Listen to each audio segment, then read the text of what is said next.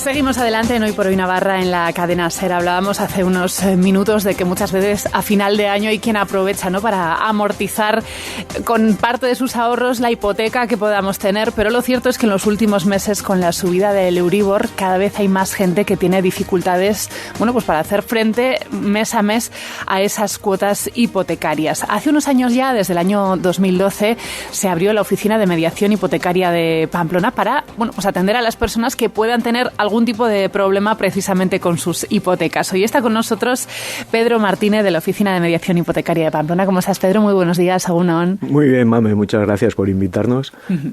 Lleváis desde el año 2012, Pedro, pero no sé si en los últimos tiempos, bueno, ya era un momento delicado aquel, ¿no? Pero no sé si también este año está siendo otro punto de inflexión, ¿no?, con la subida desmesurada del Euribor.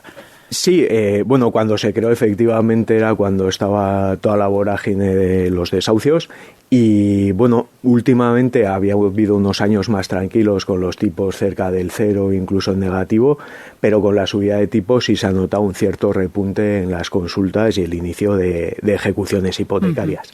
Porque exactamente en qué consiste, ¿no?, el trabajo de la Oficina de Mediación Hipotecaria de Pamplona. ¿Para qué va la gente a visitaros? Hay que decir que es un servicio gratuito. Sí, el servicio está financiado por el Ayuntamiento de Pamplona con un convenio con el Colegio de Abogados y para el ciudadano es gratuito.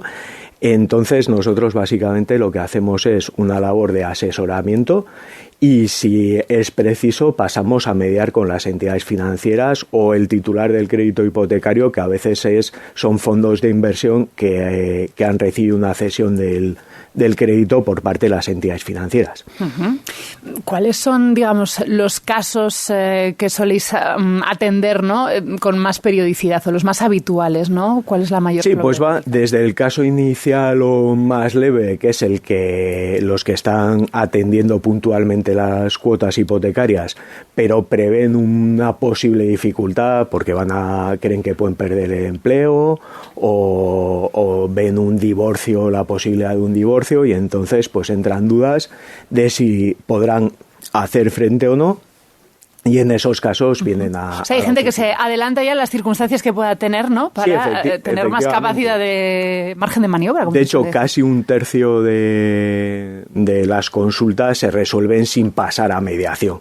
Y luego ya cuando ya es inminente que se van a producir impagos o que ya los hay o que incluso ya hay ejecuciones hipotecarias, en ese caso pasamos ya a mediar con las entidades financieras. Uh-huh. No sé si se están dando casos de impagos precisamente ahora con la subida del Euribor, ¿no? O que se estén diciendo, mira, Pedro, es que me ha subido tanto la cuota que hasta ahora podía hacerme cargo de ella, pero es que ahora ya no sé qué voy a hacer. Sí, efectivamente se están dando casos de gente que iba, pues justo llegaba a pagar, pero le han subido 200 euros de cuota y ya no llega. Entonces, en ese caso, pues analizamos la situación, vemos lo que se puede hacer y nos ponemos en contacto con el banco para ver una solución posible. Uh-huh. Digamos que vuestro trabajo de alguna manera es evitar llegar a un juicio final. Sí, e incluso aunque esté el juicio, el intentar una solución extrajudicial en paralelo, que en muchos casos se ha llegado a eso sin llegar a la subasta del bien. En algunos casos se ha llegado a acordar una dación en pago, daciones en pago con alquiler, en fin, hay multiplicidad de soluciones dependiendo de la situación. Por ejemplo, si hay alguien que tiene varios impagos acumulados, ¿no?, y ya el banco comienza a ponerle problemas, ¿cuáles suelen ser, digamos, los acuerdos más habituales, ¿no?, que soléis adoptar? Los más habituales serían, los más leves serían una ampliación de plazo, con lo cual consigues bajar la cuota, o una carencia, que la carencia es durante un plazo determinado no pagas intereses que tendrás que pagar posteriormente. Pero bueno, si es una situación puntual, puede ser una buena solución. Y luego ya van reestructuraciones de deuda, con posibles quitas, daciones en pago con alquiler, multiplicidad. Y cuando hay en marcha ya un proceso de ejecución hipotecaria, entiendo que ahí ya es más complicado, ¿no?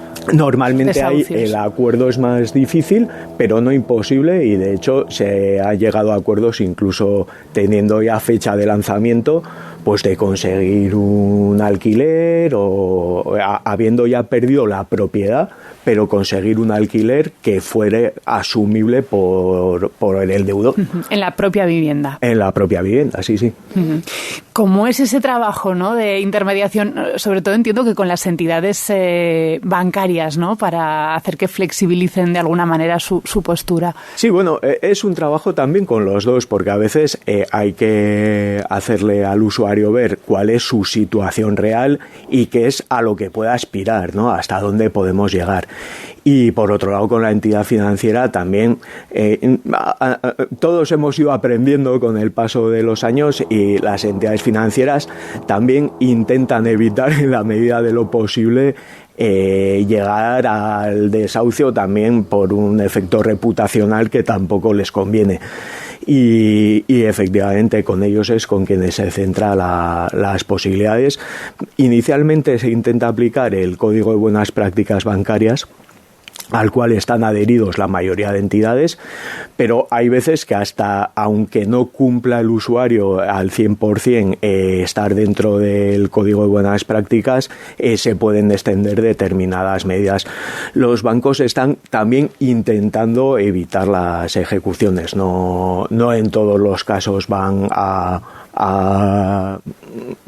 ser excesivamente exigentes.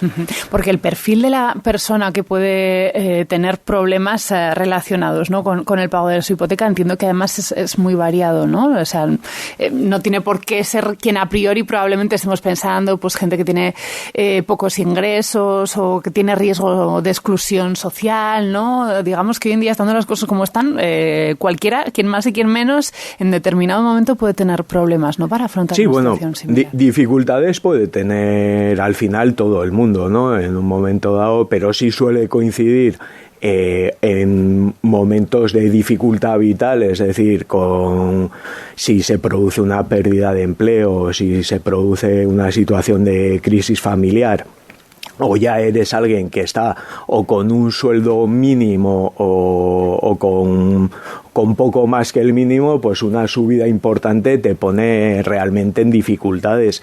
Y también se da el caso de personas mayores que, habiendo tenido una vida más holgada, pues las pensiones tampoco son todo lo potentes que nos gustaría, y llegan a veces situaciones de dificultad o con el fallecimiento de alguien. Depende, es muy variado.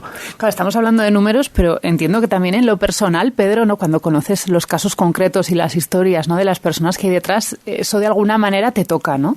Sí, tiene un punto emocional, evidentemente. Intentas, además, hay gente que viene realmente apurada, y lo primero que buscas también es decirle que, bueno, de una forma u otra se podrá solucionar o al menos aliviar el problema, ¿no?, para que no llegue a verse en una situación de verse en la calle sin salida. O sea, hay medios y se intentan buscar.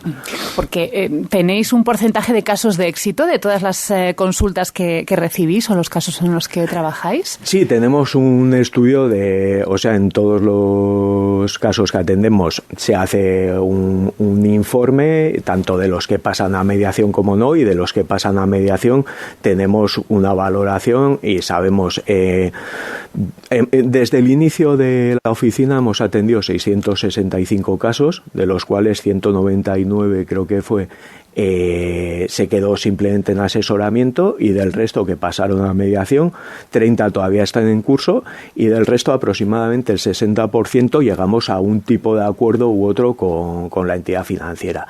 Y en el 40% restante no se llegó a acuerdo, a veces achacables a que la entidad financiera no ofreció nada que entendiésemos aceptable para el usuario, y a veces ha sido el propio usuario el acuerdo que a la entidad financiera ofrecía y a nosotros nos parecía viable, lo rechazó porque no le satisfacía.